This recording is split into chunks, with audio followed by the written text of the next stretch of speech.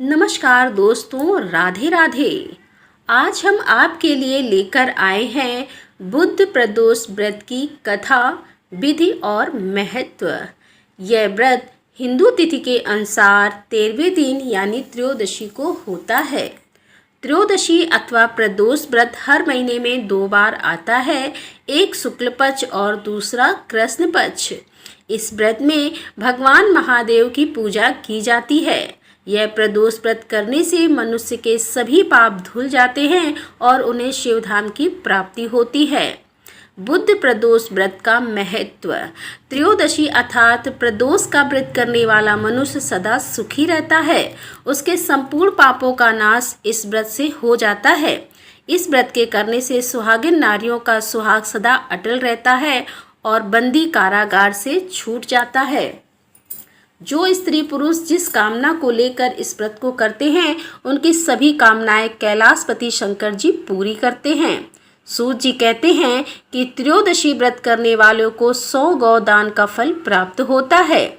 इस व्रत को जो विधि विधान और तन मन धन से करता है, उसके सभी दुख दूर हो जाते हैं। आइए जानते हैं बुद्ध प्रदोष व्रत की पूजन सामग्री। धूप, दीप, घी, सफ़ेद पुष्प, सफ़ेद फूलों की माला, आकड़े का फूल, सफ़ेद मिठाइयाँ, सफ़ेद चंदन, सफ़ेद वस्त्र, जल से भरा हुआ कलश, कपूर, आरती के लिए थाली, बेलपत्र, धतूरा, भांग आदि सामग्री के बाद अब हम जान लेते हैं बुद्ध प्रदोष व्रत की विधि क्या है।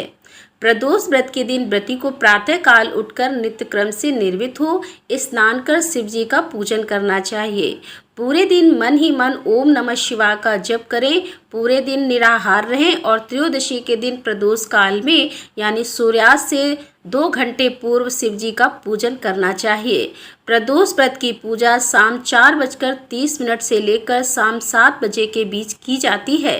व्रती को चाहिए कि शाम को दोबारा स्नान कर स्वच्छ श्वेत वस्त्र धारण कर ले। पूजा स्थल अथवा पूजा गृह को शुद्ध कर ले। यदि व्रती चाहे तो शिव मंदिर में भी जाकर पूजा कर सकती हैं। 5 रंगों से रंगोली बनाकर मंडप तैयार करें। पूजन की सभी सामग्री एकत्रित कर लें। कलश अथवा लोटे में शुद्ध जल भर लें। कुश के आसन पर बैठकर शिव जी की पूजा विधि विधान से करें। ओम नमः शिवाय कहते हुए शिव जी को जल अर्पित करें। इसके बाद दोनों हाथ जोड़कर शिव जी का ध्यान करें।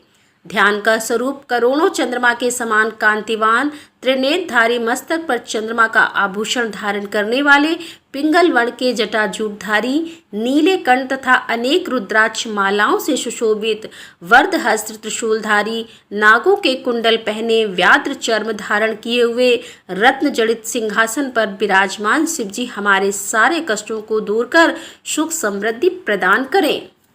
ध्यान के बाद बुद्ध प्रदोष की कथा सुने अथवा सुनाएं।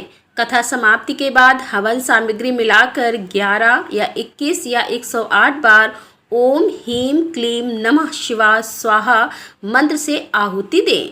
उसके बाद शिव जी की आरती करें। उपस्थित जनों को आरती दें। सभी को प्रसाद वितरित करें। उसके बाद भोजन करें और भोजन में केवल मीठी सामग्रियों का उपयोग करें। तो चलिए अब हम प्रदोष व्रत की कथा सुन लेते हैं। सूत जी बोले कि अब मैं आप लोगों को बुधवार त्रयोदशी व्रत की कथा तथा विधि सुनाता हूँ। इस व्रत के दिन केवल एक ही समय भोजन करें, हरे वस्त्र पहने और हरी वस्तुओं का सेवन करें। प्रातः काल उठकर नित्य क्रम से निर्वित होकर शंकर जी का पूजन धूप दीप से करें। प्राचीन काल की कथा है कि एक पुरुष का नया नया विवाह हुआ था। वह गौने के बाद दूसरी बार पत्नी को लिवाने के लिए अपनी ससुराल पहुंचा और उसने सास से कहा कि बुधवार के दिन ही पत्नी को लेकर अपने नगर जाएगा। उस पुरुष के सास ससुर ने साले सालियों ने उसको समझाया कि बुधवार को पत्नी को विदा कराकर ले जाना शुभ नहीं है, लेकिन वह पुरुष नहीं माना। विवश होकर सास ससुर को अपने जमाता और पुत्री को भारी मन से विदा करना पड़ा। पति पत्नी बैलगाड़ी में चले जा रहे थे। एक नगर से बाहर निकलते ही पत्नी को प्यास लगी। पति लोटा लेकर पत्नी के लिए पानी लेने गया। जब वह पानी लेकर लौटा तो उसने देखा कि उसकी पत्नी किसी पराये पुरुष के लाए लोटे से पानी पीकर हंस हंस कर बात कर रही है। वह पराया पुरुष बिल्कुल इसी पुरुष की शकल सूरत जैसा ही था। यह देखकर वह पुरुष दूसरे अन्य पुरुष से क्रोध में आग बबूला होकर लड़ाई करने लगा। धीरे धीरे वहां काफी भीड़ इकट्ठा हो गई। इतने में एक सिपाही भी आ गया। सिपाही ने स्त्री से पूछा कि सच सच बता, तेरा पति इन दोनों में से कौन है? लेकिन वह स्त्री चुप रही, क्योंकि दोनों पुरुष हम शकल थे। बीच राह में पत्नी को इस तरह लुटा देखकर वह पुरुष मन ही मन शंकर भगवान की प्रार्थना करने लगा कि हे भगवान, मुझे और मेरी पत्नी को इस मुसीबत से बचा लो। मैंने बुधवार के दिन अपनी पत्नी को विदा कराकर जो अपराध किया है उसके लिए मुझे क्षमा करो। भविष्य में मुझसे ऐसी गलती नहीं होगी। तब श्री शंकर भगवान उस पुरुष की प्रार्थना से द्रवित हो गए और उसी क्षण वह अन्य पुरुष कहीं अंतर्ध्यान हो गया।